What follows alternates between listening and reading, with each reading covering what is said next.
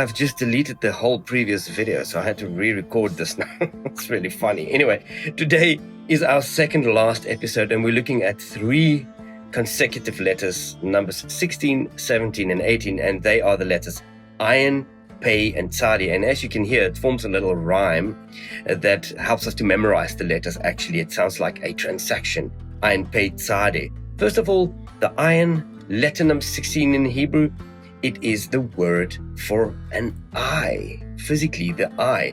And while it is an eye, it is also a spring and a source. The Ayin has no sound of its own, very much like the Aleph, and it is dependent on the vowel point system to give us any form of sound. So just remember, the Ayin is a silent letter, and Ayin being associated with the eye means everything associated with the eye: to watch, to know, almost the flow of information, the flow of knowledge. It also means shade. We write the Ayin as follows. In the ancient, it's a circle with another circle inside, like that. And then in the modern script, it looks very much like our letter Y in English. A curve and a diagonal down. You can see very much similar to our Y. The 17th Hebrew letter, or next up, is the letter Pei, and Pei literally means a mouth. And it is associated with everything that the mouth is associated with: open, blow, scatter, or etch. What is nice about the Pei is it's similar to the Kaf and the Chaf. Both have a form where it occurs with a dagesh, and then it has the sound P, a strong P sound. Without the dagesh, it is a sporant called the F sound or the F sound, and we transliterate it by writing PH. Also, the Pei has a final form, a sofit form called the Pei sofit.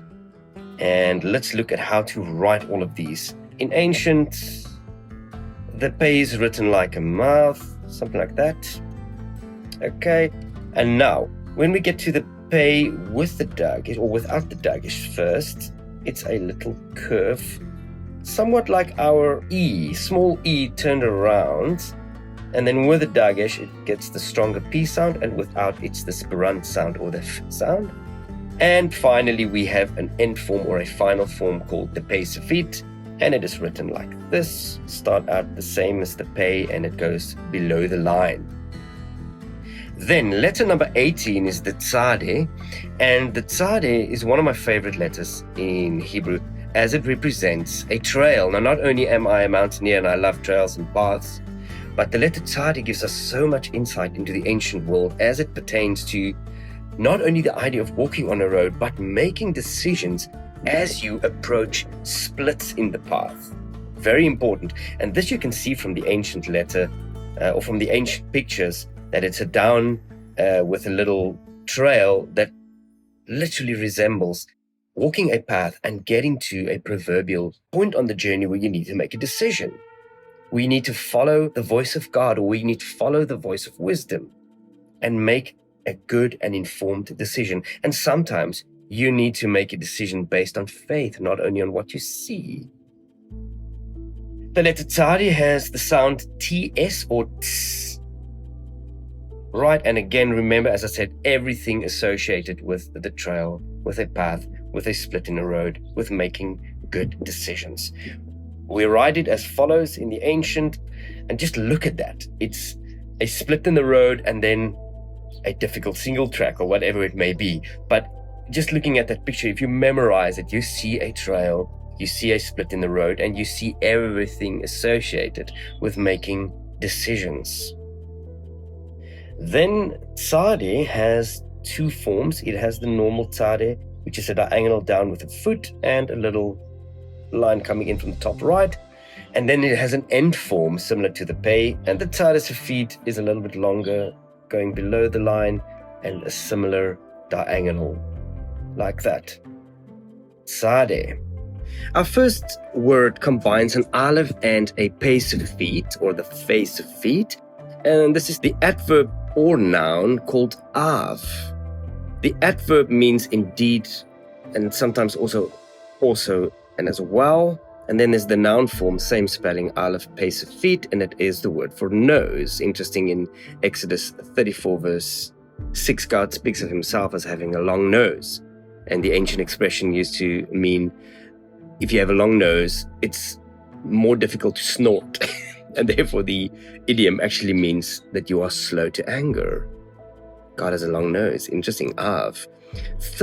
Second or third word is the word al, and it combines an ayin and a lamed. And this is the preposition to mean on, upon, or over. This is probably one of the most useful words that you will encounter in biblical Hebrew, or one of the most useful 2-letter words. Al. Next up is the word im, and this combines an ayin and a mem sofit, and this is the preposition that means with. If I'm in Israel and I say I want to have coffee with hot milk, I would say, ani רוצה kave im chalav. I want coffee im with chalav, milk, with milk. And literally also one of the most useful prepositions that you will learn. Next up is the word ad, combining an ayin and a dalet, and this is the conjunction or preposition to mean until or while. So you can hear very handy little words. Then we have an ayin combined with a Tsade sofit, and this is the noun etz, and that means a tree, sometimes also wood. And then we end off with a combination of a resh and an ayin, and this is both the noun and the adjective to mean evil, or trouble, or sometimes just bad. Very useful, and we'll look at passages where this is employed very strongly. But interestingly, what I just want to say as we end off is the word ra is often just translated in an abstract form called evil. But in Hebrew, ra literally means the eye of the man, or the man sees. And this is the criticism that the text has for mankind, as we want to see everything before we act, before we obey, before we make decisions. We want to see the proof. And this is something that God sees as dysfunctional. And therefore, a better translation for the word ra is not only evil, trouble, or bad, it is actually to stray from the path, from the prescribed path, which is the good way that we should walk in, ra.